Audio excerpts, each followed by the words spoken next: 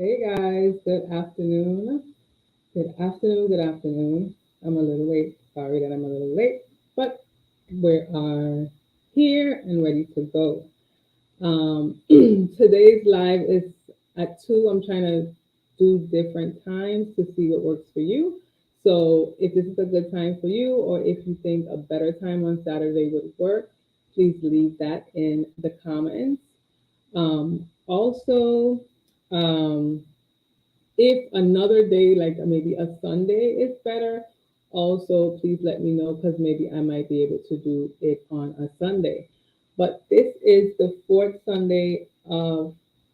the fourth Saturday of March and of the month. And I usually do my lives on the fourth Saturday of the month. So if you have been missing out on those, I know sometimes I've done them and people say that they haven't caught them. But if you are missing out on those, remember that I do them on the fourth Saturday normally of the month. So thank you for joining me today. It's going to be I don't want to say quick, but it's going to be about 45 minutes to an hour. I would totally love to have you guys be engaged, leave comments, ask your questions, because these lives are for you. And if you're not getting anything from them, then I don't need to be doing them. So if you have any questions, please make sure you leave them below. Also, let me know where you are joining me from. I am in the U.S. Virgin Islands. Where are you from? Let me know. Let me know. So we're going to jump into the live. Today's live is about remote medical billing versus in-house medical billing. Now, I don't really want to say versus, but there are some differences. There are similarities as well, but there are some differences.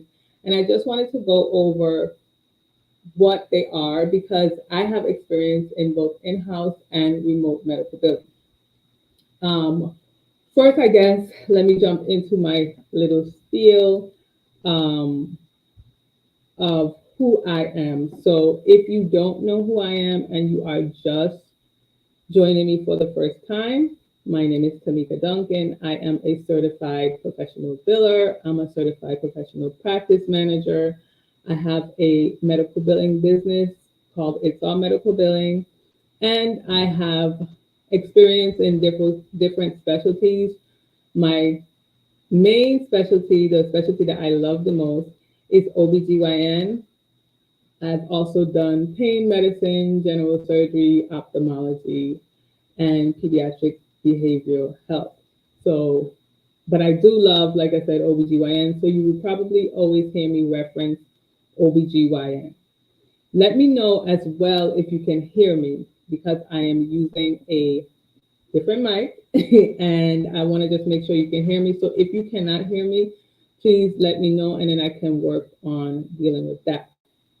I also like to tell you a little bit about myself, something that's more personal instead of just always talking about billing because we know that we're not all just about billing. But I am a fur mom to Cody, and you see him right there in the little uh, slide. And I also just applied for a proclamation for Medical Billers Day, which of course is March 28th, 2024, which is this Thursday coming up.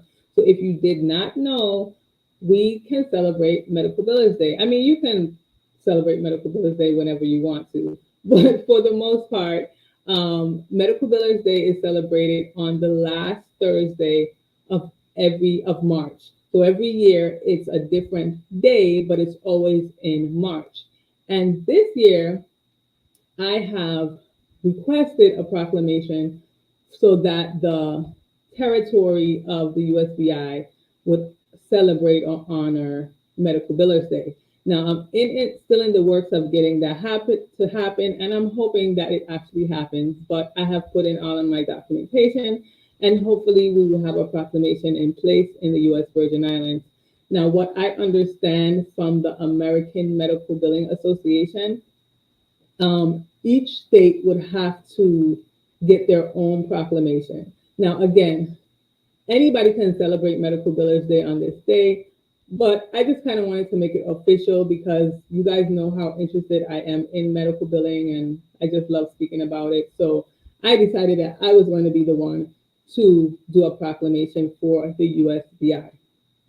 So if you haven't had, or if you don't have a proclamation in your state, you can actually request that the governor of your state declare a proclamation for Medical Billers Day. So I just wanted to throw that in. And I also, before I forget, I don't know if I said it, but please, please, please make sure you celebrate Medical Billers Day. Let everybody know just how they have other types of days that they celebrate, you know, Nurses Week and Physicians Day and Coders. Like they have all type of days represent for the medical billers, and that's what I want to do in the U.S. Virgin Islands and all over. So I also wanted to throw in, like I said, just a little bit about me, is that this year, starting January 1st of this year, is the first year that I have not used paper charts.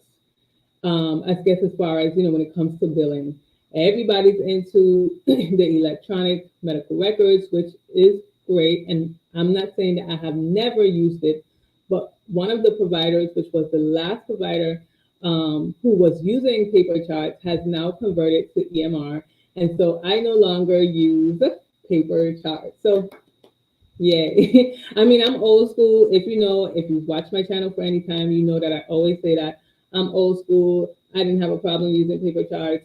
And, you know, sometimes we have to get accustomed to changes in the industry, but I just thought I would throw that in there. So also, I wanted to let you guys know about my remote one-on-one. If you do not already know, if you are interested, you can go to that link on the screen and you can schedule a one-on-one with me. It's about 45 minutes, and we just talk about any questions that you may have about your career, schooling, if you wanted to start a medical billing business.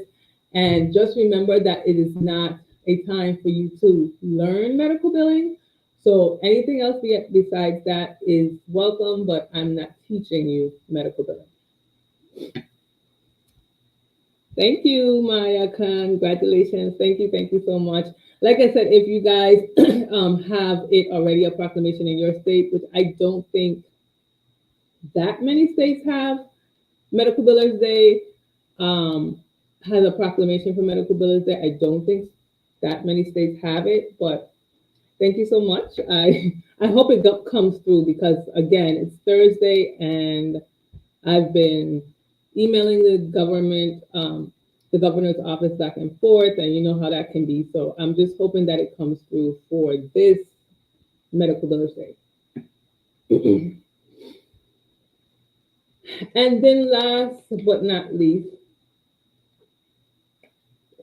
I wanted to let you guys know about my merchandise. So I started off with a few products, mainly the ones that you see on the screen on the sides, which were mugs, like I have them here. This is one of the mugs.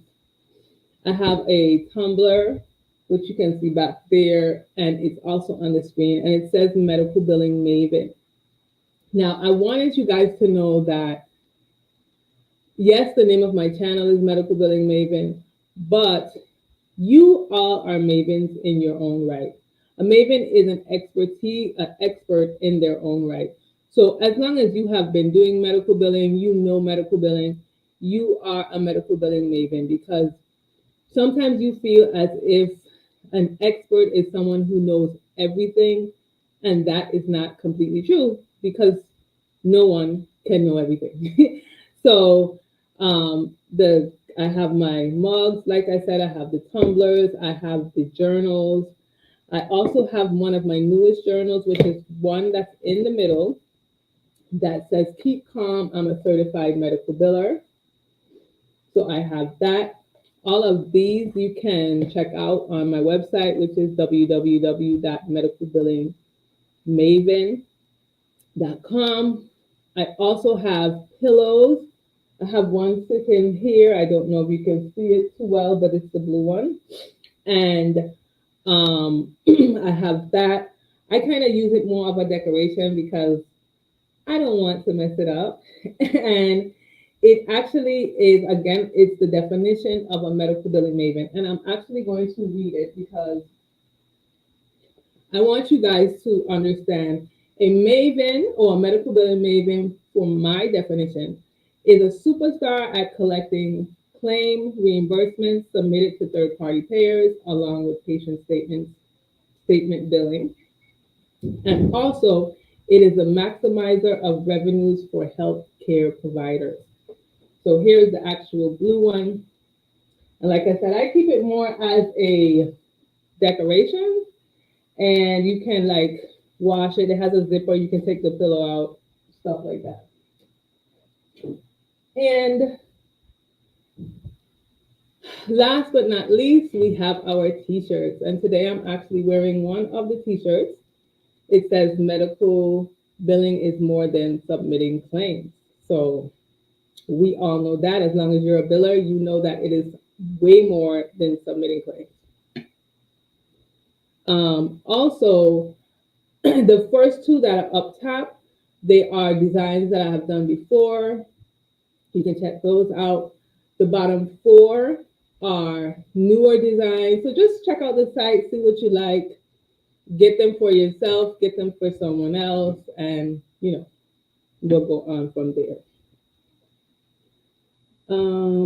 So Maya says, hello, I'm 20 years into public health. I have a BBA in health information, informatics, and an AAS in medical assistant.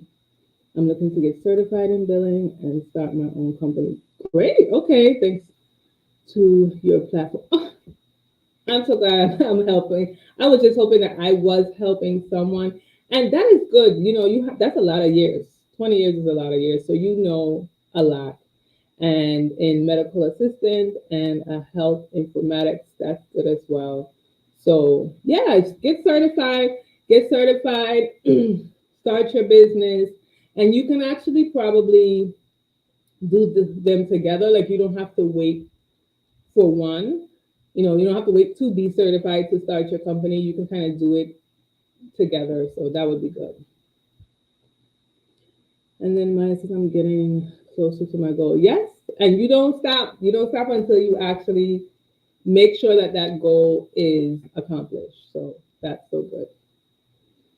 And Mohammed says, hi. Hi, Mohammed. How are you? Thank you for joining me. Let me know where you guys are joining me from. So we're going to jump right into this live for today. So remote medical billing, in-house medical billing, what's the difference? You decide. You decide what you want to do from what you don't want to do, right? So let me turn off this fan. When I talk so much already, my throat is getting crazy, but you decide what you want to do. I know a lot of times, especially nowadays, everyone wants to be remote. Everyone thinks being remote is the best thing. And it could be for you, but I just wanted to talk about my experience in being an in-house medical biller and in being a remote medical biller. So first, let me say, remote medical billing can be different things. I know when I first started to think about a remote medical biller, I thought more like, that, like I said, I would be able to stay home.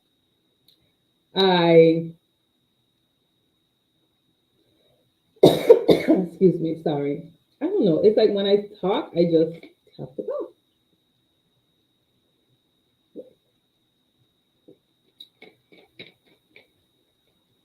Okay, so when I thought about being a remote biller, I thought about being able to stay home, like I don't have to clock in. I can work when I want. I can do whatever when I want to. I just make sure I get my work done and that's it.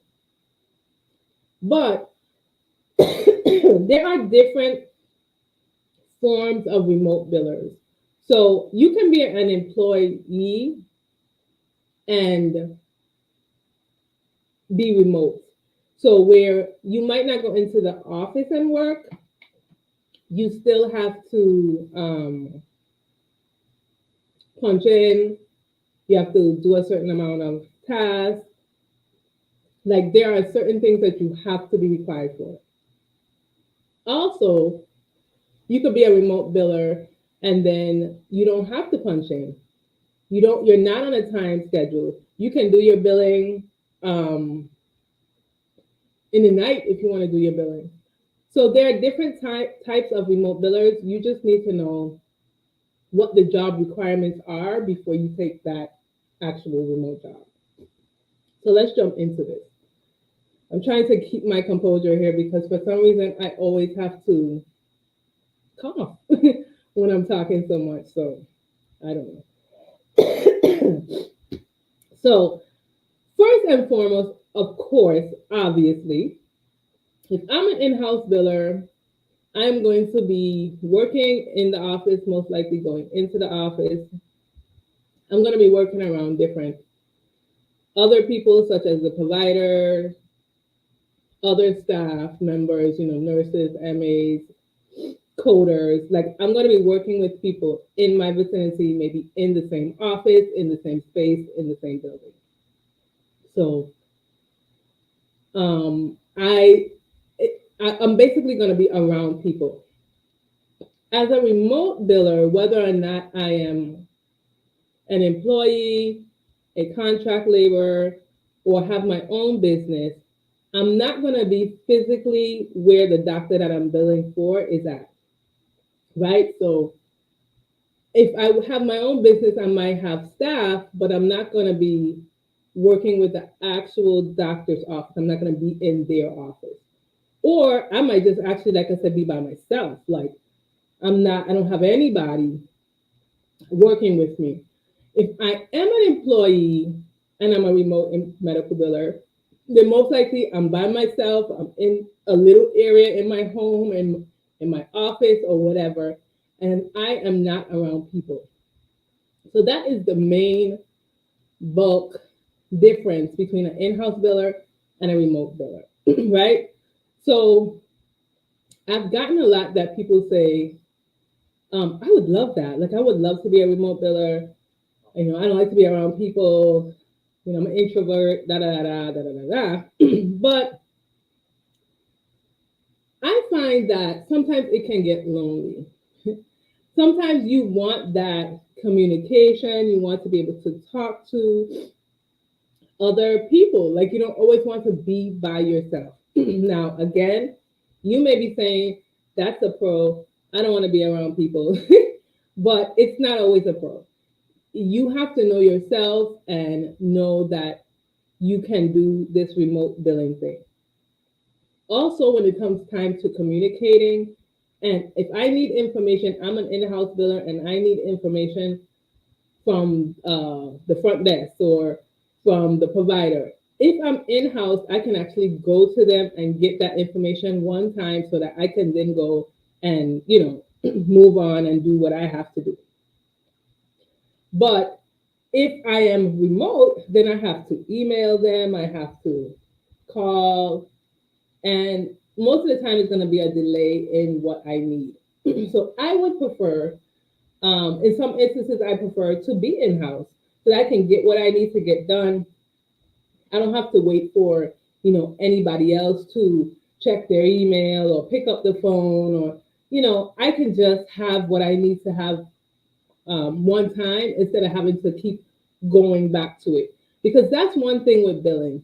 When you have follow up things you need to deal with, when you need to, check on claims, get a certain information from maybe the front desk, and you just keep, maybe you had to email them, so you have to wait until they respond to that email in order for you to get that information. That is, it brings a greater chance of you not being able to complete your duty or complete your task.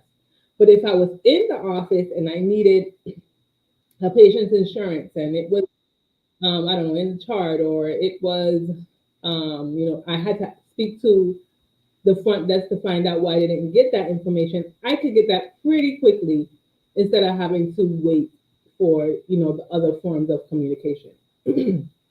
So let me check some of these comments here.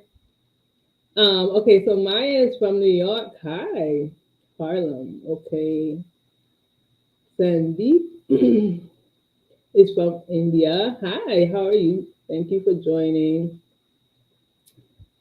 Janelle, hi. Hi, hi, hi. How you doing? Thank you for joining me.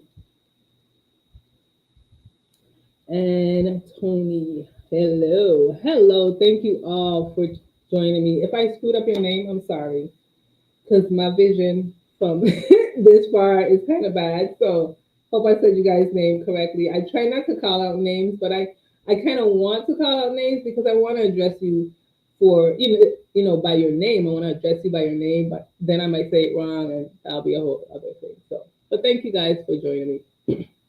So then we're going to talk about the second thing that can be different when it comes to remote and in-house billing. Now, again, I don't know if I said my disclaimer, but this is my experience. What I have realized as a biller, everyone's experience is truly different. Okay, so I have been a biller for a really long time. I may feel that things go this way and this is the right way and this is the only way. But more and more, as I've spoken to other billers, things can be completely different for them. So this is my experience as an in-house biller and a remote biller. So as an in-house biller or as a remote biller, whichever, you are going to be responsible for the HIPAA security, right? You need to make sure that you are keeping the data of patients secure, okay? So when you work in-house, for the most part, and that's what I said, for the most part, your HIPAA security may be more, maybe greater. Like, because if you're working for an employer, they probably have like a team, like an IT team, and the IT team has put together the structure to make sure that when you are, whether you're online, if you just have a server or whatever it is, that everything is secure and there won't be any leaks, right?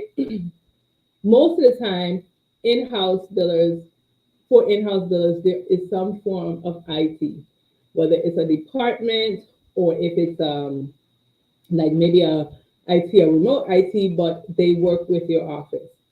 When you work at home, not that you can't have an IT person, but you it may to me it's a little bit more, it's not as secure. Maybe that's the word I should use. It's not as secure, and or maybe it might take more things to be secure.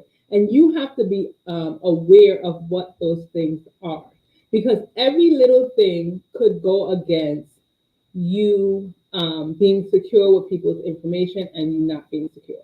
So let me give you an example.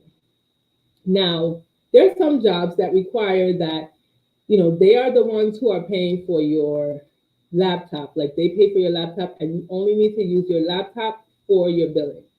There are also some jobs that say, well, you cannot bill from other locations.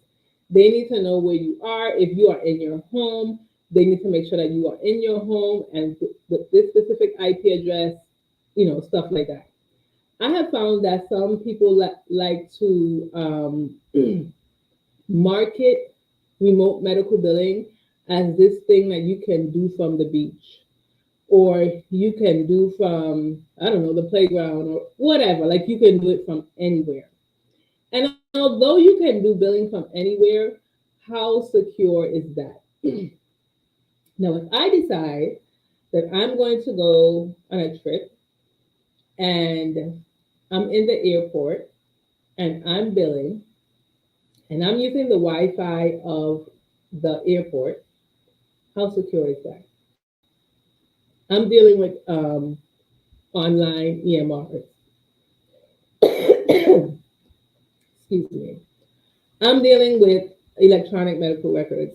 I'm logging into people's practice management systems, EMRs, and I'm using the Wi-Fi of the airport. How secure is that? Not very secure. But if I let my IT person know or the department know, they can um, give me things that I can use that can make it more secure. But in order for that to happen, they need to know that I'm doing that. So when you are remote, you need to make sure you keep that in your mind all the time because you're no longer in the office and stationary. You're now out of the office. People who are not a part of the office, like maybe your family members, friends, all types of people are in your space. And you're going to need to make sure that you can keep the information um, private and secure at all times, not just sometimes, but all the time. Let me check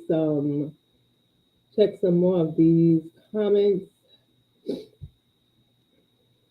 Okay, so Sandeep says, hello, I process strong expertise in the revenue cycle management industry, particularly in payment posting, credit balance, and charge entry. Okay, that's good. Yeah, those are really good. What's the word? Really good sections of billing because all of those are part of the revenue cycle.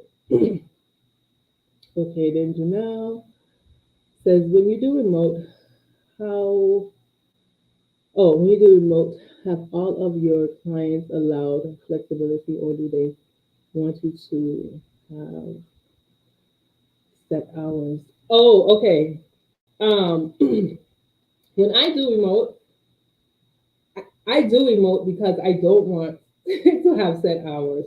So no, the clients that I have, they know that I bill when I want to bill. Like as long as if I tell them that I will send out claims, 2 to 3 days, not even 2 to 3 days, well, like 48 hours after I receive all the information, then they know I will do that. I don't have to clock in at 7 and clock out at 3 and take lunch at 12. If that was the case, for me personally, then I wouldn't be doing it remote. Then I might as well go into the office because what's the point of being remote if you're then going to have to tell me when to do it? Now, there are some times that, because I am an early bird person, I like to do things early. My most productive times are in the morning. I might get up 4 o'clock in the morning and do billing, right? Because that's when I feel like I'm more productive. So I don't need someone telling me when I'm supposed to do the billing. But there are companies like if you work for a, and for the most part, and this is again my experience, I don't know if this is everywhere, but for the most part, if you're doing, let's say, billing on the side as a contractor, or if you're doing billing as a business, most of the time your clients will kind of already know that because you're not an employee, so you're not on their time. So they will kind of already know that. There are times though that you're going to have to make sure that you work during work hours because if you need to call insurances, if you need to call the provider's office, then you're going to need to make sure that you are it's at a time when they're going to be there. So you can't just do everything early in the morning or everything late at night. You're going to have to find like balance sometimes in between both. Okay. So I don't think that they would expect you to have set times or set hours. Mostly if you're an employee for someone and you're doing remote work at home, then they're the ones who would want you to have set times so that they can make sure that you're doing your work in the time that you're supposed to. So mine says you need a VPN and authentication program like Duo and only access at home hardwired. A VPN is great. The authentication program, that's great as well because then it's making sure that it's you. And access at home, I wouldn't say you have to only access it at home, no. But hardwired will definitely be more secure than wireless. because anybody can hack in through the wireless system. But you could also try and put things in place where you make your Wi-Fi private. The password, it can be like really a really hard password. You make sure you change it often. You make sure that like even at home. So for an example, for me at home, I don't have I have two Wi-Fis. So the Wi-Fi that I use for like my cell phone, my streaming services for TV, Netflix, Hulu, all of those things. If my cousin comes over and she wants to use my Wi-Fi, I give her the guest Wi-Fi information, and everybody uses that. The only items or equipment that's on the other side of my Wi-Fi is, my laptop that I own, that I use for billing, my printer, because since I'm printing from this laptop, I have to I have to be on the same network or something like that. So my printer, my laptop is on this one Wi-Fi. So I don't let anybody and all types of people know my Wi-Fi password. I have two passwords or two networks. And I think, and again, I'm not an IT person, so all of this is kind of like I'm just picking up from what the IT person has told me. But the one that, like I said, is everything else, my cell phone, the streaming services, and all that, they can get that information. But I never give out my Wi-Fi for my laptop, for my printers, because I don't want just anybody on it. You make sure that Wi-Fi network is also one that is private. It has a password. Sometimes you can even, I think you would have to search it. So, like, I would have to know what the name of my network is in order for it to be in the list of networks, right? So, just a lot of little things that you would have to do. Um, I don't think that it's hard to do, but again, I think you would probably need an IT person to help you out with that situation because you probably won't know yourself and they kind of help you get informed. So then we're going to go into the supplies. So,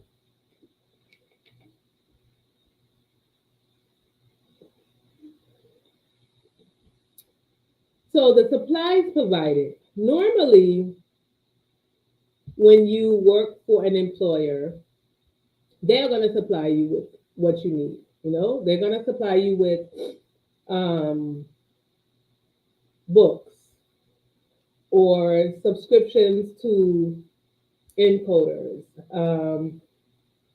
What else? They're going to give you all of what you need: printers, laptops, desktops, all the things, right? So you're not going to have to necessarily worry about that. And then also, if you are a remote biller for an employer, most likely they would still um, supply you with those things.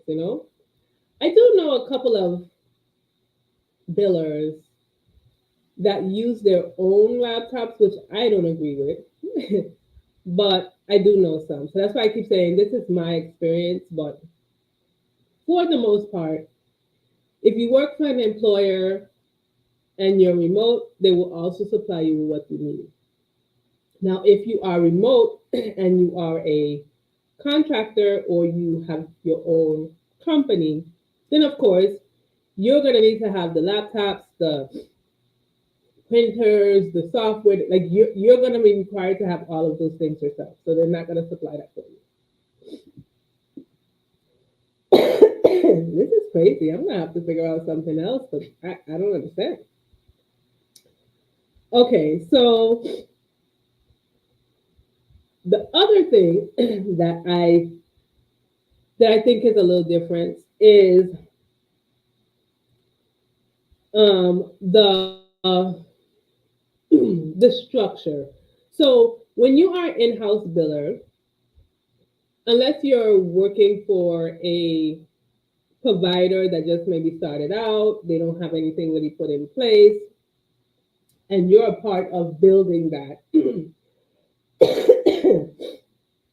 you will come into probably a structured organization, right? Like they have things set in place, SOPs, how they want things done, how they want you to build, policies, procedures, all of those things, right?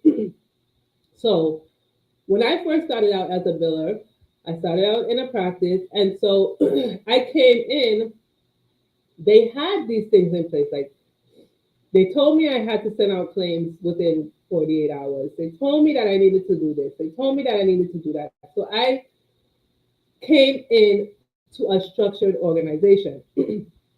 Even when you're remote and you are remote working for an employer, the same thing is going to hold true. The employer is going to tell you, they're requiring you to do a certain amount of claims a day. They're going to require this, require that, right? They're going to have these things set. But when you are a contractor or when you have your own business, you are the one who's supposed to set this structure. That was something that was a wake up call for me because I knew that I knew what to do. But then when it came time to do it, because now I'm the one who was starting it from scratch, I am the one who had to decide what the policies were, who had to decide what the procedures are. I am the one who had to set up that. I didn't realize that, and it might sound, it might sound weird because you might say, well, this is your business. But that's why when you change from being an in-house biller to a remote biller, you're gonna have to switch your mindset, because now for the most part, you're gonna be responsible for all of those things. Again, if you work for an employer, it may be a little bit different because they're still gonna set these structures for you, but you have to kind of switch up your mindset, okay? um,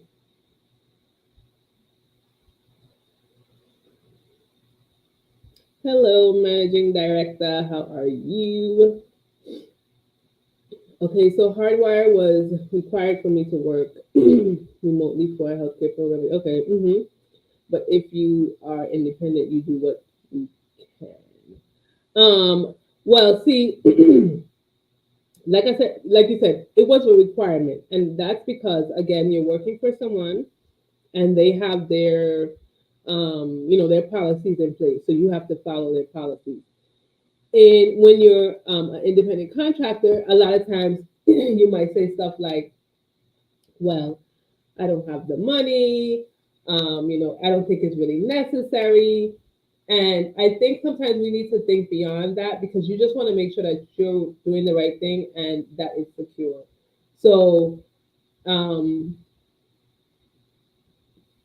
like I said, you probably don't necessarily have it hardwired, but if you're going to use wireless internet, then you're gonna need to, like I said, get an IT person, have them set it up to a way where it is very, very secure as it can be. Like I said, maybe making your network private, not sharing your information with anybody else, not using it, for your cell phone or your um, viewing other things, personal things on it. Because what what I didn't know actually, I mean, which probably you should know, but what I didn't know was like, so I go and I get a virus, and because I'm on my phone and something happens and I'm using that Wi-Fi and then I get a virus, and then I go on my laptop who's using also the same Wi-Fi, excuse me, who's also using the same Wi-Fi, and um, that can then get a virus because it's already in the network, right? So I'll just say it can be a little bit more when you're doing it remote as a contractor, but you need to invest in those things because you want to make sure that you're doing it the right way. You find out in the long run that there is a lot more to billing when you're doing it remotely and you're the person who's in control and in charge of those things.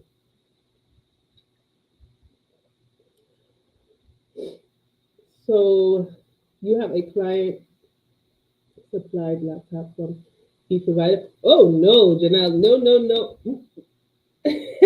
No, no, no. They do not supply you with anything. If you have a if you are a contract labor or you are a like a business owner, they're not supplying you with it. You have to have your own, and they're they're looking for you and your expertise to make sure that you have these things in place, right? So they're trusting that you know what you're supposed to do and that you have them in place. So no, they do not supply anything for me. They don't supply any laptops, books, printers, nothing. And like again, that's what I said when I started out. You know, of course, I knew that they didn't supply the laptops, but I was like other things that I didn't realize that I needed, and it like was just coming up because they were there for me in the in-house, right? Like I didn't have to ask for them because they were already there. But then when I got out, you know, I was doing my own thing, it was like, oh well, I need this, and oh shoot, I need that, and like, you know, like I need a clearinghouse. I need like you just don't realize all the things that you may need initially. You might just think, oh well, I can just get a laptop and that would be it. And oh, I need a fax. Oh, I need a printer. Oh, I need, you know, I don't know, stamps. So I need like stuff that you could, when you were in house, you could just walk to the front or walk wherever and get stamps and get envelopes and, you know, get a scanner and get like, you just had it there. So you kind of, I guess, took it for granted thinking that it was going to be there. But no, I wish they did, but they surely don't. um, I have two clients and use my name, my same tattoo for both. Should I not? Janelle. Okay, wait. I think I don't know if I'm getting that question right. I have two clients and I use my same. Oh, you mean I don't know. I mean, maybe tattoo was the wrong word that you wanted to use. Was it like your same laptop or your same wireless internet? Let me know. I'm not sure about that question.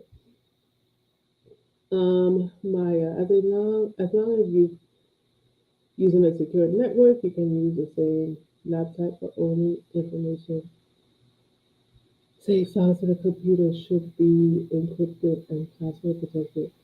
Yeah, you don't have to have a different laptop for each client. If that's what I'm getting to. Yeah, okay. So it was laptop you meant. Okay. No problem. So no, you don't have to have different laptops. You don't. Like Maya said. As long as you're using a secure network, like she said, you don't have to have different laptops for each client. And it should be encrypted and password protected. Correct. She's right about that. um, you are reimbursed for things such as postage, right? You can, if that's in your contract, yes, you can.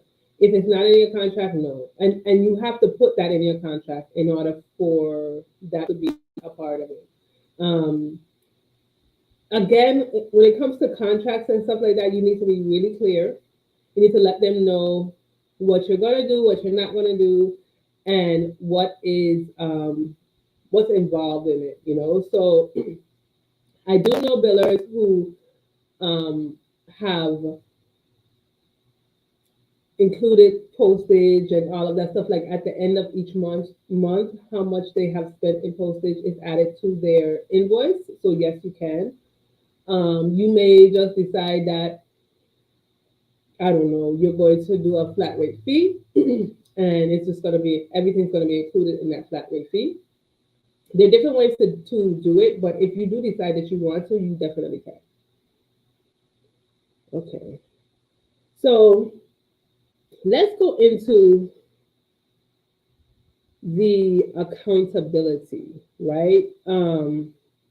And I guess like the discipline of it all. So, regardless of if you're in house or a remote biller, you're going to have a level of course, like accountability and discipline, right? Like you're gonna have to be able to make sure that you're doing certain jobs, you're doing your duties, whatever. Because how can I say, like, I have heard providers say that they don't want to deal with remote billers because they don't know what they're doing and they can't like see what they're doing. But I also know providers who have in-house billers and still don't know what they're doing. So either way, whether the the biller is in-house or remote, the provider should still be involved. The biller should still communicate with the provider. There should be a level of transparency that is there regardless, right? So you don't have to stand behind me to know that I'm doing my work. And whether I am in house or not, I don't want anybody standing over me. Like I don't want to be micromanaged, right? Like I know what I'm doing. You don't have to micromanage me. But I know sometimes providers feel better when they can actually like just walk in the door and speak to the biller and ask questions and get things done instead of like you being remote and then and then they have to maybe email you or um, call you on the phone or tell you to come in and they can't, I guess, get to you right away. So there is a level of accountability. So when you're in house, the like I said, the provider can walk in the door and say, pull up the agent for 90 days plus, for this insurance, and they can you can do that right away, right? Because you're right there, they know you're there, they're good with that. When you're remote, whether that is remote and you work for them or remote and you're a contractor or a business owner, it may take them a little bit longer. They may have to email you and tell you to do it, and then you wait a day, and so there's kind of like a delay, I guess I can say, and maybe they don't feel comfortable with that. But as far as accountability, as far as you being the biller, I think either way, regardless, you should make sure that you are very transparent with the providers, whether that's in house or not, that you take accountability for your part of the job and what needs to be done. You always do that, whether you're in house or not.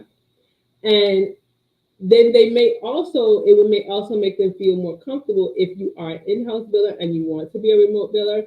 It would make them feel more comfortable knowing that while she was in the office, I got information. I was, she was there. She was very, she communicated well, or he or she communicated well, and the so if you decide you want to go remote, they won't necessarily have a problem. So pretty much just be very transparent in general. Always make sure that you do your job, whether you're remote or in-house, and you take responsibility for your position and what you're responsible for, right? Like just whether you're in-house or not, you don't have to you shouldn't wait necessarily have to wait for the provider to come to you to tell you that I wanted to see last month's revenue or something. If you take it upon yourself and you give it to them, they will find that they build that trust with you and that they notice that you're not trying to hide anything. You're doing what you're supposed to do and you have their best interests at heart, right? So that's the last one that I wanted to just go over that just make sure that either way, in-house or not, you make sure that you are doing your job, you're taking accountability for your job, that you're very disciplined, and that you just get the job done and make the provider feel as comfortable as you can. So Maya said, itemize it for your business and write it off would be better. Yeah, and if it's a business, of course, you can write off a lot of different things. Like especially if you're doing your taxes and you're doing the itemized deductions, or you have enough, you can write off certain things. Okay, yeah. So she said in her opinion. Yeah. I mean, so the when I be like you said, when I purchase books, when I go to seminars, when I do when I buy new equipment, if I buy a new laptop, all of those things, yes, I can write them off. I'm not an accountant. Again, I'm not a bookkeeper. I mean, I do bookkeeping, but I don't try to claim to do all of those things. But what I think you also need to know about that is that when you itemize for your taxes, you have to have a certain amount. So if it's not higher than the standard deduction, then they're just going to take the standard deduction. So I don't want to get too deep into that, but yes, some things can be written off if you itemize or if you have enough things to itemize. Let me just let me just say that. But those are the basics. Again, the my disclaimer is that it can be different for everyone. Again, I told you that I know a biller who uses they're employed by a specific company, but they use their personal laptop. Would I agree that they should be using their personal laptop? No, I don't agree with that. But that's how it is, and that is what they are actually doing. So everybody's experience can be different, and I think that you just have to what I always say, and I don't know if you guys saw the videos that I have put up. I think it was last week Sunday and the Sunday before that. I put up some videos talking about questions you can get if you're in a medical billing interview, and like why you might not be getting the job. I put up some questions about those two things. So if you haven't checked that out, please do. But when you apply to a medical billing job, you don't have to take the first job you get. You don't have to, even if you go in, even if you have made it as far as the interviewing process, they picked you, you did great in the interviewing process, and then they decided they wanted to hire you. You don't have to take the job if you don't want to. Like, you're not required to. So you need to kind of have in your mind the things that you want. You should be flexible because you're probably not gonna get everything on your list, but have a list about what you want. If I want to work if I want to work remote, if I want to be able to do hybrid where I go in house and remote, you know, maybe you like require that they pay for your training or whatever it is. You may have a list of that, and you need to know what it is you want, because we get into these jobs and they don't do any of the things that we want them to do, and then we get upset. But if we had asked them those questions in advance, if we even knew what we wanted in advance, then we probably would have made a better decision in choosing to take the job or not. So I'm gonna get off my soapbox and move on. So mine says I do taxes and bookkeeping too. Yes, I know the many jobs of billers, right? Like, so we do so much, and I do a little bit of bookkeeping myself. But I know a little bit, and I can do enough too to help a little bit with my actual business. But I don't claim to be a bookkeeper in no means at all, none whatsoever. I remember when I first started off, this is on a tangent, but when I first started off, that's how I even got a job as a biller, because I applied to a doctor's office for a bookkeeping position because I just knew I was going to be an accountant. Like, no one could have told me differently. And so I applied as a bookkeeper, and I got the job, and I probably was in the bookkeeping position for maybe, I don't know, maybe 6 to 9 months or something. And then maybe a little longer, maybe about a year. And then the biller was leaving, and I asked my boss if I could take her job and do the billing and the rest is history. So I actually was doing a little bit of bookkeeping. Okay, so Mohammed says, what about HIPAA compliance for remote billers? Um, what about it? You need to do it. I don't know how else to answer that. But HIPAA compliance, it doesn't matter whether you are remote, um, in-house, wherever. HIPAA compliance is important for every and anyone who is basically in the healthcare field who deals with PHI, um, protected health information. So it doesn't matter if you're in-house, remote or not. You should be doing HIPAA training at least yearly. HIPAA compliance as far as making sure that the security and the privacy for the PHI is in place and established. So doesn't matter where you are, in-house, remote, it doesn't matter. Okay, Maya says what I wrote earlier is with the exception of password needs to be changed every 90 days. Yeah, the password, which can get annoying. I don't know if it's just me, but it's like, oh my god, I have to change this password again, and then you can't use old passwords that you had before. You gotta completely change it. Like I be like crazy, but it's important, and I can understand why it's needed. Because the more, and then for me, which is interesting, is like the more and more